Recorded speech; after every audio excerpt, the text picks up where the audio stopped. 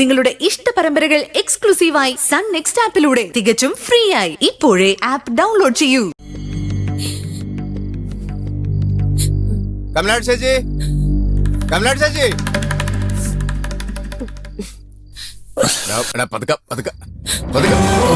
ഓ, ഇന്ന് മൂക്കറ്റം കുടിച്ചിട്ടുള്ള വരവല്ലേ?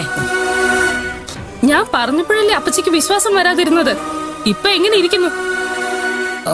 നീ ഇതെന്ത് ഭാവിച്ച സുഗുണ? നീ സാഹചര്യം മുതലാക്കണോ? എന്തിനാ എന്റെ ചെക്കനെ കൊണ്ടുപോയി ഇങ്ങനെ കുടിപ്പിച്ചു കൊല്ലുന്നത്? അവന് ജീവിതത്തിൽ ഒരു ക്ഷീണം സംഭവിച്ചു എന്നുള്ളത് നേരാ. അതിന് ഇങ്ങനെ ശരീരനാശം വരുത്തണോ? നിനക്ക് വേണമെങ്കിൽ പോയി കുടിച്ചാ പോരെ. നീ എന്തിനാ എന്റെ മോനെ കമ്പനി വിളിക്കുന്നത്? കാര്യങ്ങൾ അറിയാൻ സംസാരിക്കല്ലേ? വേണ്ട, നീ ഒന്നും പറയണ്ട. ഇങ്ങനൊരവസ്ഥയില് ഇവനെ ആശ്വസിപ്പിച്ച് നേർവഴിക്ക് കൊണ്ടുപോകുന്നതിന് പകരം നീ അവനെ കൂടുതൽ നശിപ്പിക്കല്ലേടാ സുഗുണ. ഇനി മേലിൽ ഇത് ആവർത്തിച്ച അണ്ണ കഥ മാറും കേട്ടോ. നീ എന്തെയ്യൂടി?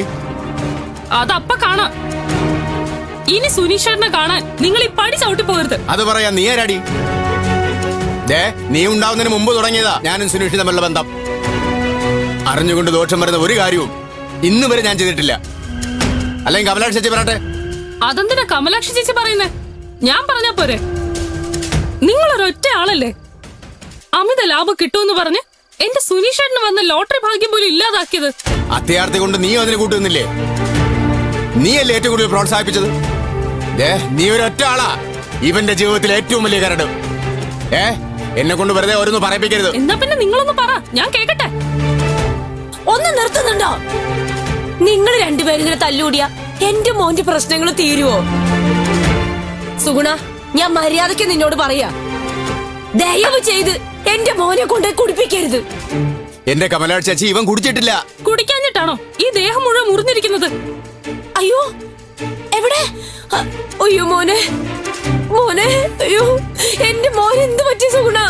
മൂക്കറ്റം കൊണ്ട് കുടിപ്പിച്ചിട്ട് ഇയാൾ എങ്ങാണ്ട് കൊണ്ട് തള്ളിയിട്ടതാ അപ്പച്ചി. കൊച്ചേ, ഇല്ലാവചനം പറയരുത്.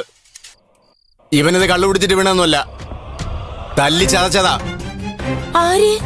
ആതിരയുടെ വീട്ടുകാര്. അല്ലാതാരാ? ആതിരയുടെ വീട്ടുകാരോ? അതെ, പുതിയ ബന്ധുക്കൾ, ആ പാണ്ടികള്. നിങ്ങൾ എന്തിനാ സുഗുണ അങ്ങോട്ട് പോയത്? പിന്നെ അവളെ കാണണമെന്ന് പറഞ്ഞ് ഇവൻ കയ്യാലിട്ടടിക്കുമ്പോ ഞാൻ പിന്നെ എന്താ ചെയ്യേണ്ടത്? അവിടെ ഇവനെ തല്ലിയ പ്രധാന ഗുണ്ടാരാന്നറിയാമോ? ആ നെറികെട്ടവൻ ഗോവിന്ദകുട്ടിയാര്. അയ്യോ ഈശ്വര, ആ മഹാഭാവിയുടെ തലയിൽ ഇടുത്തി വീഴും.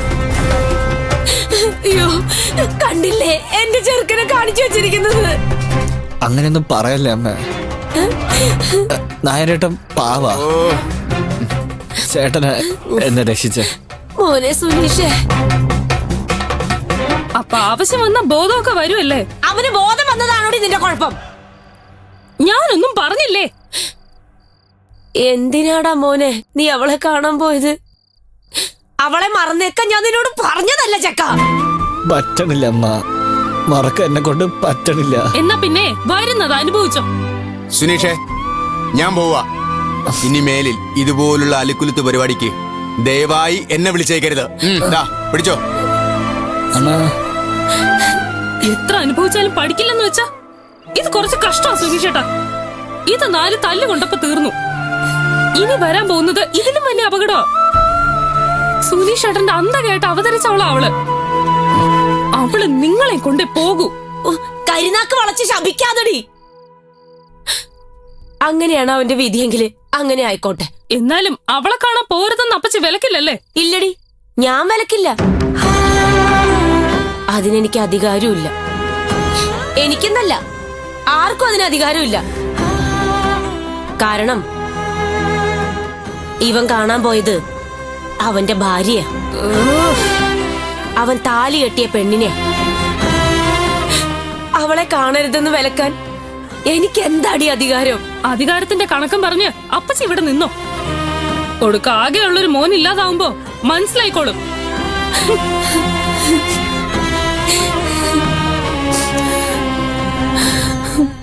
നീ ഇതൊന്നും കേട്ട് സങ്കടപ്പെടണ്ട മോനെ. അവളും അവളുടെ സങ്കടം കൊണ്ട് പറയുന്നതാ. അല്ല, നീ പോയിട്ട് അവളെ കണ്ടോടാ? ഇല്ലമ്മേ, കാണാൻ പറ്റിയില്ല. ഇനി എന്റെ മോൻ അവളെ കാണാൻ പോവരുത്. അന്ന് നീ എന്നോട് ചോദിച്ചില്ലേ അവളെ അവർക്കൊപ്പം പോവാൻ എന്തിനങ്ങനെ നിർബന്ധിക്കുന്നേന്ന്? ഇനി അമ്മ അതിന്റെ കാരണം പറയാം. ഇതിപ്പോ പറയണോന്ന് വിചാരിച്ചതല്ല, പക്ഷെ ഇപ്പോഴെങ്കിലും ഇത് ഞാൻ പറഞ്ഞില്ലെങ്കിൽ എന്റെ മോൻ പോയി ഇതിലും വലിയ അപകടത്തിൽ ചാടും. എന്താ അമ്മേ? അന്ന് അവളെ കൂട്ടിക്കൊണ്ടുപോകാൻ വന്നപ്പോ ആ നായർ എന്നെ മാറ്റി നിർത്തി കുറച്ച് രഹസ്യങ്ങൾ പറഞ്ഞു. രഹസ്യങ്ങളോ? അതെ.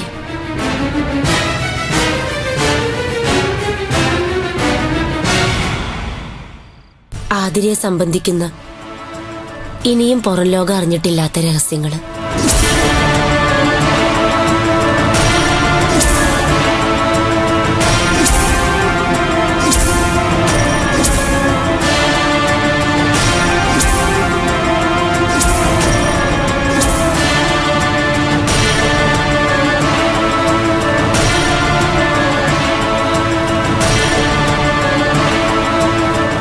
ഇപ്പൊ നിനക്ക് മനസ്സിലായോ അമ്മ പറഞ്ഞതിന്റെ അർത്ഥം? ഇനി ഒരിക്കലും അവളെ മോഹിക്കരുത്, കാണണമെന്ന് ആഗ്രഹിക്കരുത്, അന്വേഷിച്ചു പോകരുത്, അറിഞ്ഞുകൊണ്ട് അപകടത്തിൽ ചെന്ന് ചാടരുത്. നീ കൂട്ടിയ കൂടില്ല. അവള് നിനക്കുള്ളതല്ലടാ മോനെ.